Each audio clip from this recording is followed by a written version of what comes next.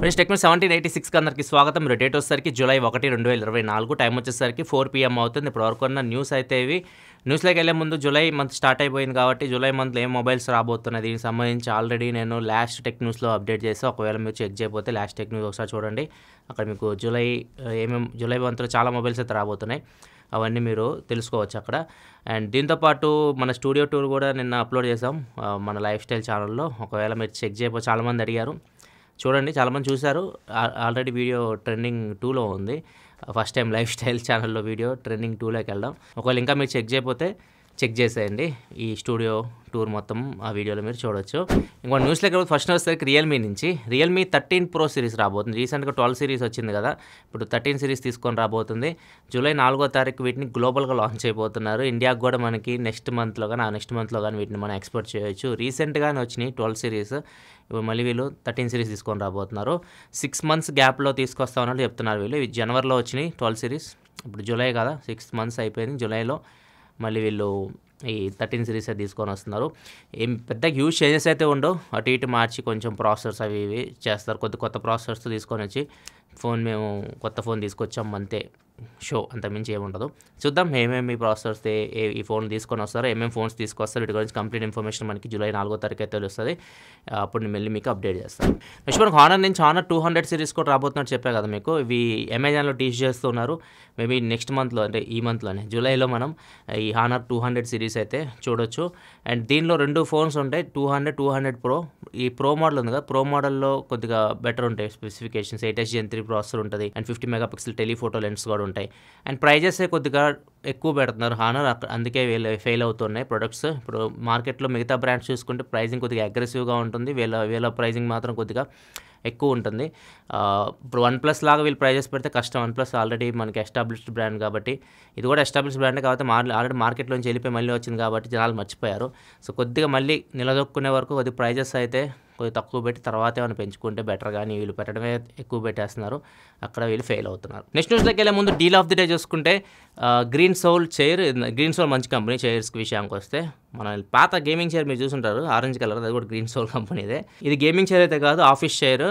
డీల్లో అయితే ఉంది, తక్కువ రేట్కి అయితే వస్తుంది. 5,144 రూపాయలకి అయితే వస్తుంది. లోయెస్ట్ ప్రైస్ అని చెప్పొచ్చు. ఒకవేళ మీరు ఆఫీస్ చైర్ కోసం చూస్తూ ఉంటే ఈ డీల్ అయితే మీరు చెక్ చేయొచ్చు. డీల్ లింక్ కింద డిస్క్రిప్షన్లో ఉంటుంది. ఇంకా ఎక్కువ డీల్స్ కావాలంటే టెలిగ్రామ్ ఛానల్ కూడా ఫాలో అవ్వండి. కింద డిస్క్రిప్షన్ టెలిగ్రామ్ ఛానల్ లింక్ కూడా ఉంటుంది, అక్కడ మీకు ఇంకా ఎక్కువ డీల్స్ అయితే దొరుకుతాయి. నెక్స్ట్ వస్తారు వొడాఫోన్ ఐడియా. వీళ్ళు కూడా వాళ్ళ ప్లాన్స్ కాస్ట్ అయితే పెంచేశారు. రీసెంట్గా జియో పెంచేసింది, ఎయిర్టెల్ పెంచేసింది. జూలై 3వ తారీఖు నుంచి ఇవి అమల్లోకి అయితే వస్తాయి కొత్త ప్లాన్స్. వొడాఫోన్ ఐడియా కూడా మంత్లీ ప్లాన్ మీద వీళ్ళు కూడా అంతే 20-25% అయితే పెంచేస్తారు. నార్మల్గా మంత్లీ ప్లాన్ వెళ్తే 269 రూపీస్ ఉండేది, ఇప్పుడు 299 రూపీస్ చేశారు. ఇయర్లీ ప్లాన్ వచ్చేసరికి 2,899 రూపీస్ ఉండేది, 3,499 రూపాయలు చేశారు. అన్నిట్లో ఇయర్ ప్లాన్ మాత్రం సేమ్ ఉంది, 3,499 రూపాయలు. అందరైతే ప్రైజెస్ అయితే పెంచేస్తున్నారు. మెయిన్ రీజన్ రీసెంట్గా ఆప్షన్ జరిగింది, 5G స్పెక్ట్రమ్ బ్రాండ్స్ కొన్నారు వీళ్ళు. సో వాటి ఏదైతే ఉన్నాయో ఆ భారాన్ని మన మీద అయితే వేస్తున్నారు. నెక్స్ట్ మనకు వన్ప్లస్ మొబైల్స్లో రిపేర్ మోడ్ని యాడ్ చేయబోతున్నారు. ఇది ఆల్రెడీ గూగుల్ పిక్సెల్ ఫోన్స్లో మీరు చూసే ఉంటారు. రిపేర్ మోడ్ ఏంటంటే, మీరు దీన్ని ఎనేబుల్ చేసుకున్నారు అనుకోండి, మీరు ఫోన్ రిపేర్కి ఇచ్చేటప్పుడు వాళ్ళు మీ సెన్సిటివ్ డేటాని యాక్సెస్ చేయలేరు. లైక్ మీ ఫొటోస్ కానీ, వీడియోస్ కానీ, ఈమెయిల్స్ కానీ, మెసేజెస్ కానీ, ఇట్లాంటివన్నీ వాళ్ళు యాక్సెస్ చేయలేరు. వాళ్ళు ఏమేమి యాక్సెస్ చేయగలరు అంటే మీ వైఫై, బ్లూటూత్ అండ్ ఇంకా మీకు వచ్చే ఫోన్ కాల్స్ని, అట్లాంటి వాటిని మాత్రం వీళ్ళు యాక్సెస్ చేయగలరు. మిగతా వాటిని అయితే యాక్సెస్ చేయడానికి అయితే ఉండదు. ఇది రిపేర్కి ఇచ్చేటప్పుడు ఈ మోడ్ ఆన్ చేసుకొని రిపేర్కి అయితే ఇవ్వచ్చు.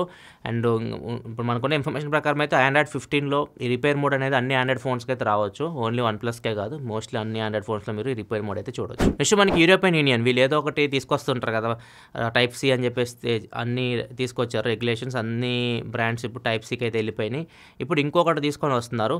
అన్ని ఫోన్స్లో మాకు 2027 కల్లా రీప్లేసబుల్ బ్యాటరీస్ ఉండాలి. ఇప్పుడు బ్యాటరీస్ మనకి ఫిక్స్డ్ ఉంటున్నాయి కదా, ఒకప్పుడు రీప్లేస్డ్ వచ్చాయి, బ్యాక్ ప్యానల్ తీసేసి బ్యాటరీ తీసి చాలామంది బ్యాటరీస్ కూడా సపరేట్గా ఛార్జింగ్ కూడా పెట్టిన రోజులు ఉన్నాయి, అప్పుడు మీకు గుర్తుండే ఉంటుంది. సో ఇట్లా ఉండేది అంతకుముందు, ఇప్పుడు ఎంత మారిపోయింది. ఇప్పుడు అంతా మనకి బ్యాటరీ లోపల ఫిక్స్ అయిపోతుంది అండ్ బ్యాక్ ప్యానల్ కూడా అంటించేస్తున్నారు, వాటర్ రెసిస్టెంట్ ఇవన్నీ వచ్చేసినాయి. ఇప్పుడు మళ్ళీ వీళ్ళు బ్యాక్ ప్యానల్ రిమూవ్ చేసి మనం రిమూవబుల్ బ్యాటరీ మనం కావాలంటే మనం తీసేసి బ్యాటరీ మనం చేంజ్ చేసుకునే విధంగా తీసుకురామని చెప్తున్నారు.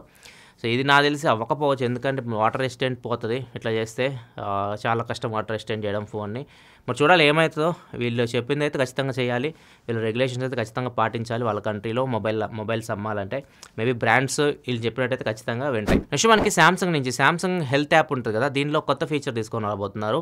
మెడిసిన్స్ మనం స్కాన్ చేయొచ్చు. ఏదైనా మెడిసిన్ ఉందనుకోండి, దాన్ని మీరు ఒకసారి స్కాన్ చేస్తే దానికి సంబంధించిన డీటెయిల్స్ మీకు చెప్తుంది. దీనివల్ల మీకు ప్లస్ ఏంది, మైనస్ ఏంది, దీన్ని యూజ్ చేస్తే మీకు సైడ్ ఎఫెక్ట్స్ ఏమొస్తాయి, ఎలర్జీస్ ఏమైనా వస్తాయా, అన్నీ మీకు డీటెయిల్గా అది ఎక్స్ప్లెయిన్ చేస్తాం. అంటే మీకు ఇస్తుంది, మీరు చదువుకోవచ్చు.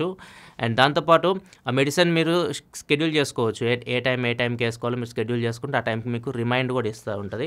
అండ్ దీంతోపాటు సామ్సంగ్ హెల్త్ యాప్లో మీ ఫ్యామిలీ డేటాను కూడా మీరు ట్రాక్ చేయొచ్చు. మీ ఫ్యామిలీ కూడా సామ్సంగ్ వాచెస్ యూజ్ చేస్తూ ఉంటే వాళ్ళ హెల్త్ ఇన్ఫర్మేషన్ కూడా మీరు ఈ యాప్ నుంచి, ఒకటే యాప్ నుంచి మీరు ట్రాక్ చేయొచ్చు. సో వాళ్ళకి ఏమన్నా అబ్నార్మాలిటీస్ ఉంటే మీరు హాస్పిటల్కి కూడా తీసుకెళ్ళవచ్చు.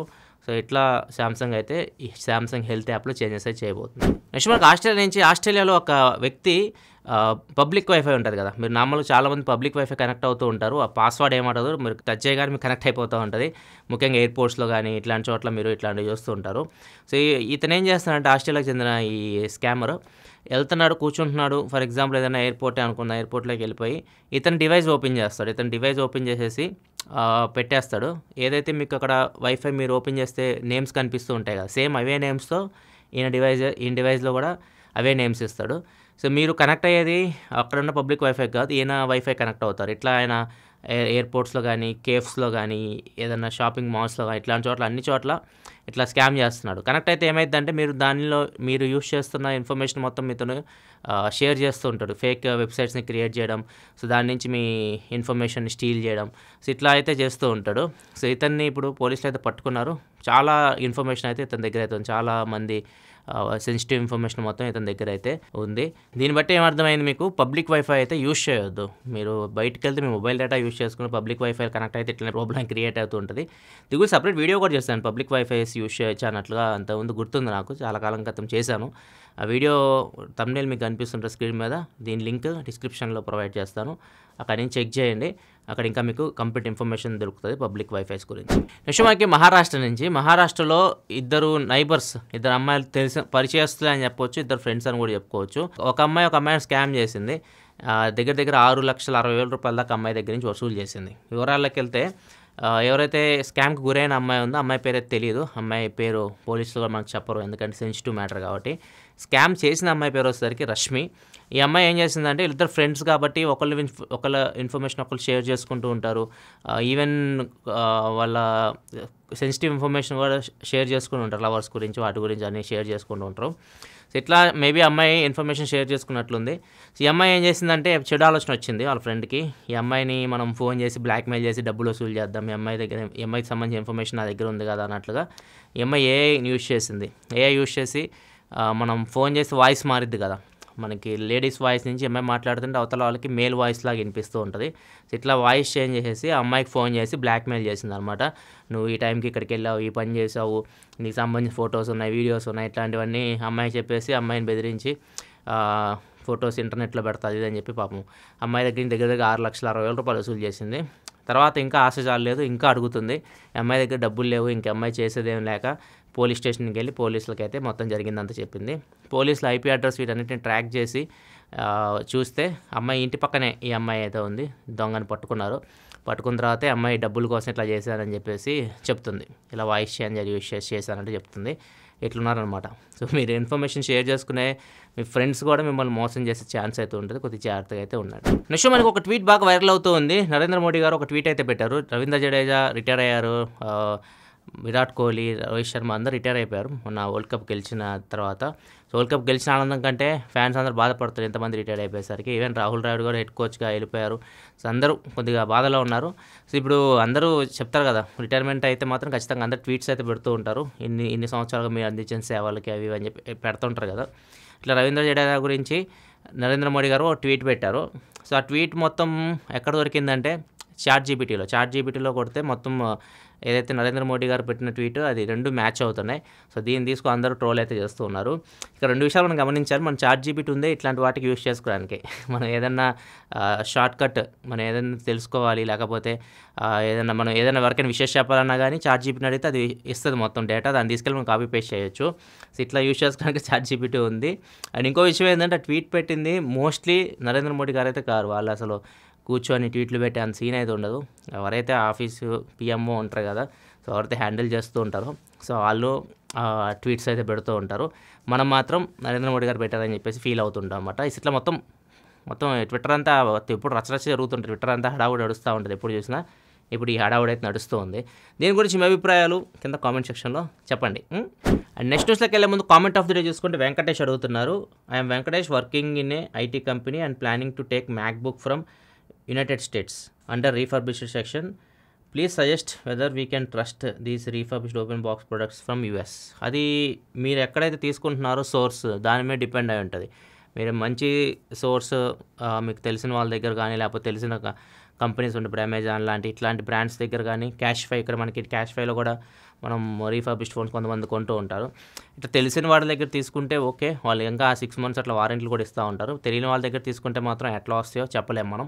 ఇది గుర్తుపెట్టుకోవాలి. ఇంకొకటి రీఫర్బిష్డ్ మీరు కొనేటప్పుడు నేను ఎప్పుడు రీఫర్బిష్డ్ కొనమని సజెషన్ చేయను. ఓపెన్ బాక్స్ అంటే అన్బాక్స్ చేసిన ప్రొడక్ట్స్ ఏమైనా ప్రాబ్లం ఉన్నా కానీ వాళ్ళు దాన్ని ఫిక్స్ చేసి మళ్ళీ రీఫర్బిష్డ్ లాగా అమ్ముతూ ఉంటారు.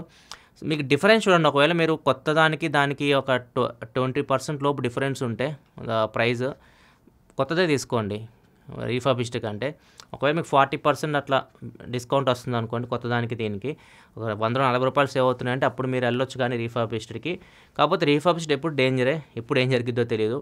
దాని బదులు కొత్తది తీసుకోవడం బెటర్. కొద్దిగా ఈఎంఐలు అట్లాంటివి యాడ్ చేసుకొని, లేదు మీకు తెలిసిన సోర్సెస్ నుంచి మంచి మ్యాక్బుక్ మంచి కండిషన్లో ఉంది తీసుకోవచ్చు అంటే అప్పుడు మీరు ధైర్యంగా తీసుకోవచ్చు. కానీ తెలియని సోర్సెస్ నుంచి మాత్రం తీసుకుంటే కష్టమే, ఎప్పుడు ఏమైతే తెలియదు. ఇది ఫ్రెండ్స్ ఇప్పటివరకు కొన్ని న్యూస్ అయితే నచ్చితే లైక్ చేయండి. వీకెండ్ వీడియోస్ మన ఛానల్ వచ్చినాయి చూడకపోతే studio tour and under 40K mobiles 2 videos ఇక్కడ కార్డ్స్లో వస్తున్నాయి. ఇక్కడ నుంచి మీరు చెక్ చేయొచ్చు. ఇలా మరిన్ని వీడియోస్ కోసం మన ఛానల్ సబ్స్క్రైబ్ చేసుకొని ఫాలో అవుతున్నాను. Thanks for watching. By by నా.